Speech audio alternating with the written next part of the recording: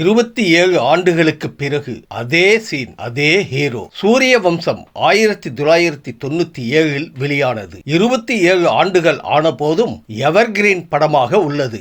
90s கிட்ஸ்களின் ஃபேவரைட்களில் ஒன்றான சூரிய வம்சத்தின் ஹீரோ சரத்குமார் ஹீரோவாக நடித்து உருவாகியுள்ள புதிய படம் தி ஸ்மைல் மேன். இதன் படக்குழு அதே ஹீரோவுடன் ஐகானிக் சீனை ரீக்ரியேட் செய்துள்ளனர். என்ற குடும்பத்தில் எல்லோரும் வந்துட்டாங்க என சரத்குமார் சொல்வது அப்படியே இருக்கு.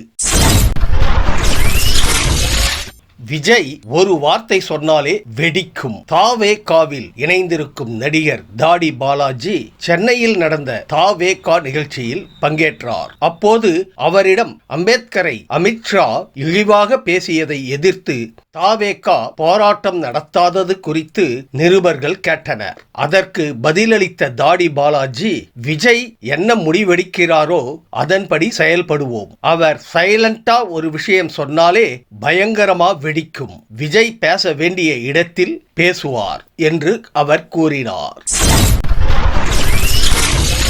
தளபதி 69 அப்டேட் கொடுத்த பூஜா ஹெக்டே. தளபதி 69 படப்பிடிப்பு தளத்தில் எடுத்த புகைப்படத்தை தனது இன்ஸ்டாவில் பகிர்ந்துள்ளார் நடிகை பூஜா ஹெக்டே.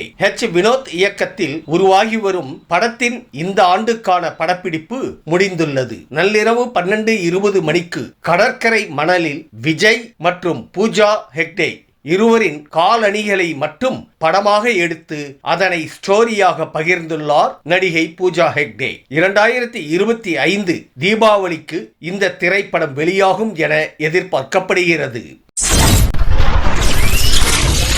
நயன்தாராவுக்கு பணத்திமிர், அகங்காரம், சுசித்ரா கடும் தாக்கு. நயன்தாராவுக்கு பணத்திமிர், அகங்காரம் பிடித்திருப்பதாக பாடகி சுசித்ரா குற்றச்சாட்டு தெரிவித்துள்ளார். இது குறித்து அவர் கூறிய போது, தனுஷ் விவகாரத்தில் உண்மையை சொல்லியதால் நயன்தாராவை தாம் பாராட்டியதாகவும் மற்றபடி வேறு ஒன்றும் இல்லை என்றும் கூறினார். தனுஷ் நயன்தாரா மோதல் 2 பணக்காரர்கள் இடையேயான மோதல் என்ற சுசித்ரா டிவிக்களுக்கு நயன்தாரா அளித்த பேட்டி அவரின் அகங்காரத்தை வெளிப்படுத்துகிறது என்று கடுமையாக சாடினார். தளபதி சேனலுக்கு சப்ஸ்கிரைப் செய்து ஆதரவு அளிக்க கோரும் தளபதி.